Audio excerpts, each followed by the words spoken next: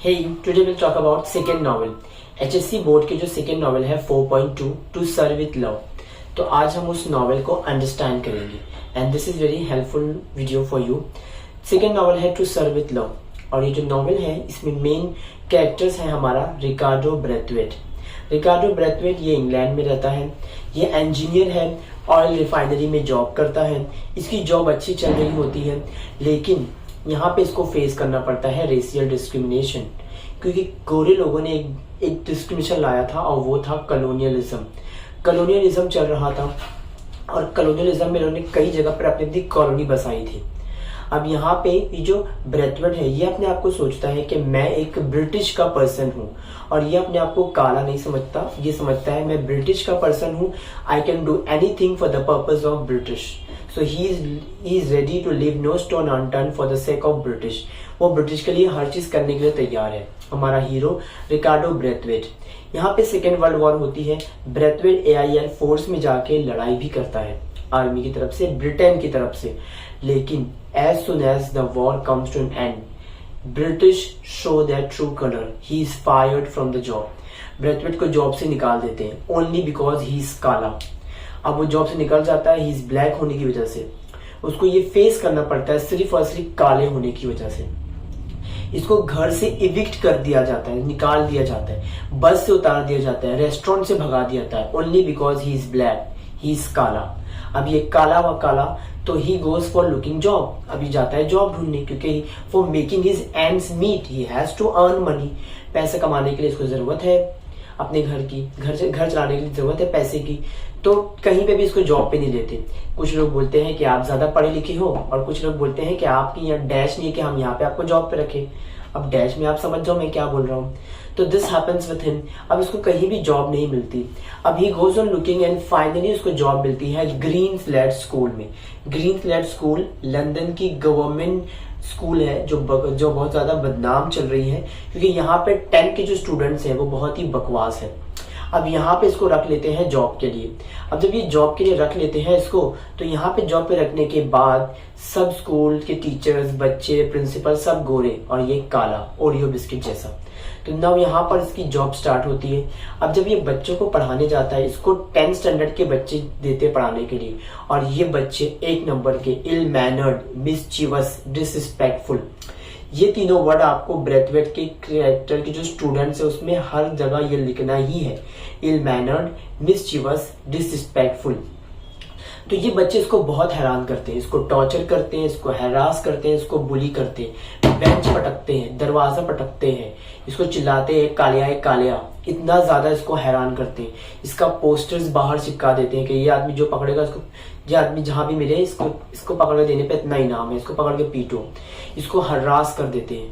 तो ये बहुत डिस्टर्ब हो जाता है, ये बहुत चिल्लाता है कि ऐसा करो वैसा करो, कुछ फायदा नहीं होता। लड़कियां यहाँ की मर्दाना मैनली हरकत करती है, तो वो बोलता है जरा इतराओ तुम गर्ल्स हो, पर कुछ फायदा नहीं होता।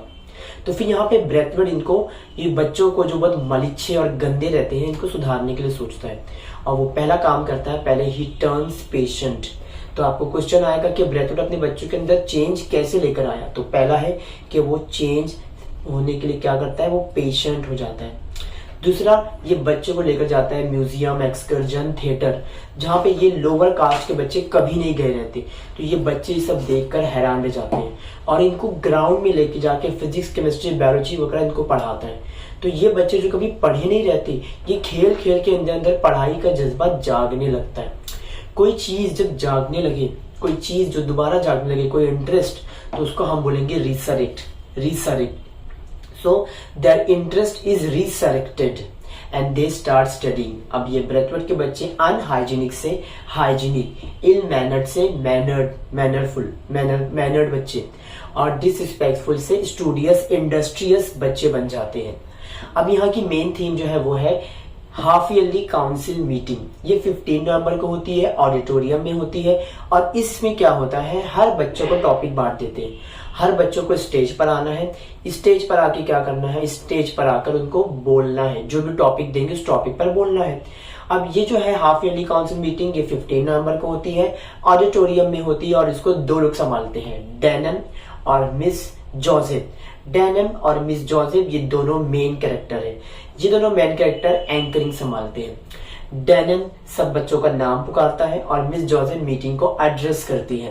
बट एज यूजुअल प्रिंसिपल आते हैं इस मीटिंग के दौरान स्टार्टिंग में और सबको बेस्ट ऑफ लक और बहुत ज्यादा पका कर जाते हैं। This happens here.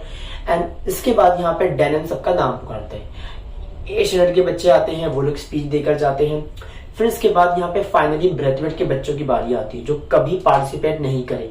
ब्रेथवेट डरा हुआ होता है कि उसके बच्चे कैसा परफॉर्म करेंगे, कुछ आइडिया नहीं है। यहाँ पे ब्रेथवेट के बच्चों की बारी आती है। तो ब्रेथवेट के बच्चों की बारी में यहाँ पर ब्रेथवेट के बच्चे हैं Potter, Sapiano, Fernman, Miss Joseph, Miss Dodd, Miss Dale, ये सारे स्टूडेंट्स। तो ये सारे स्टूडेंट्स यहाँ पर आते हैं। देखो यहाँ पे मैंने आपके लिए लिखा भी है आपके रेफरेंस के लिए, तो ये मैं आपको शेयर भी कर दूंगा। ये सारे स्टूडेंट्स आते हैं। तो यहाँ पे पहले आता है पॉटर जो मैथ्स पर बात करके जाता है।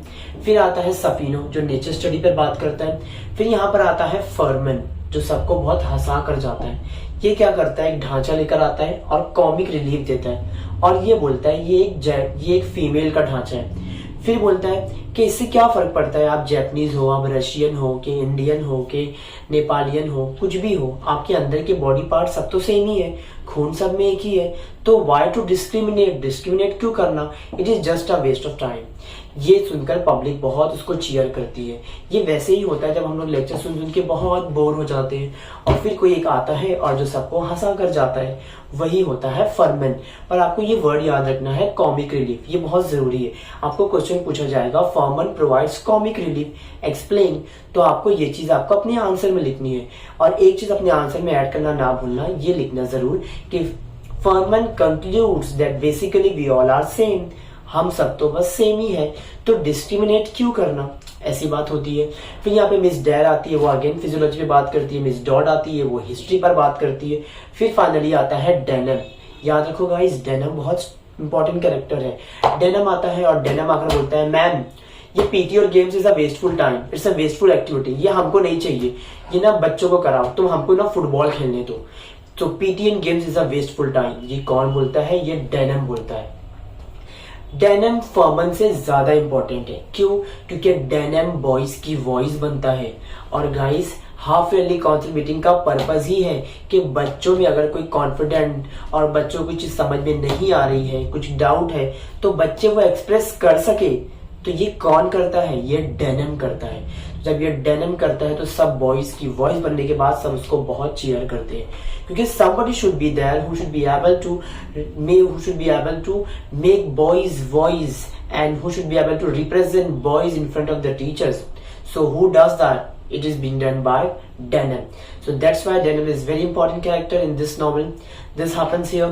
फिर डेनम के बाद यहाँ पर सेकेंड जो है हमारा सेकेंड स्टार्ट होता है हाफ ईयरली काउंसिल का हाफ मीटिंग, और वो है पैनल डिस्कशन।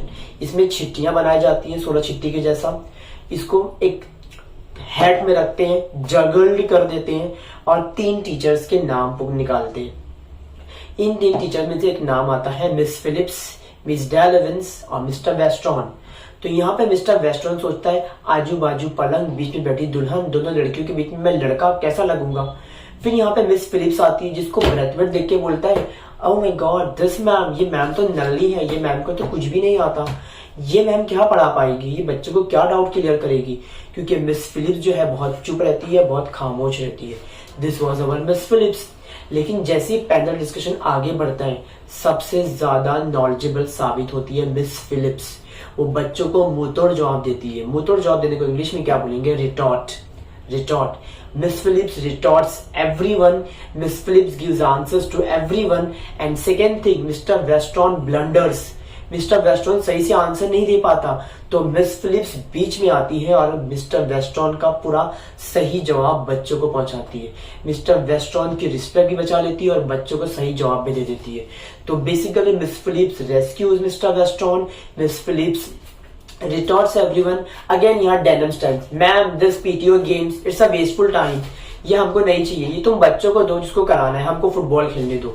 तो मिस फिलिप्स यहाँ पे बहुत अच्छा आंसर देती है. She tells that all the subjects which are categorized in the syllabus of yours, in the timetable of yours, are not going to be benefited you now as you are thinking, but in the practical life of yours it will definitely going to proven beneficial or fruitful. It means what? जो subject आपको रखे गए हैं वो अभी आपको काम के नहीं आ रहे, बट आपकी प्रैक्टिकल लाइफ में ये आपको जरूर काम देंगे. देन उनको लगता है कि मेरे को आउटविट कर दिया गया, मुझे बहुत ज्यादा बोर जवाब दे दिया गया, वो बैठ जाता है. Miss Phillips talk of the week बन जाती है. Everyone praises Miss Phillips. तो इसमें ये कैरेक्टर्स इंपॉर्टेंट है. और यहाँ पर मिस्टर फ्लोरियन आते हैं, मीटिंग को खत्म करते हैं, सबको बेस्ट ऑफ लक बोलते हैं सेमेस्टर के लिए. हाफ ईयरली काउंसिल मीटिंग का मेन मकसद क्या है? बच्चों के अंदर कॉन्फिडेंट आ जाए, बच्चों की पढ़ाई अच्छे से हो जाए और स्टेज पे आगे उनका स्टेज फियर खत्म हो जाए. और सबसे इंपॉर्टेंट थिंग, इस नॉवल की थीम क्या है? Teacher student relationship, racial discrimination, काले गोरे में भेदभाव, और लास्ट है कॉलोनियलिज्म. जो कॉलोनियलिज्म की वजह से काले और गोरे का भेदभाव स्टार्ट होता है. तो these are the thing which are very important. So आपके लिए मैं आपको कमेंट में कुछ क्वेश्चन रख दूंगा जो आप इसको सॉल्व कीजिए and it will help you for your board examination. I am working dictionary and I am signing off now.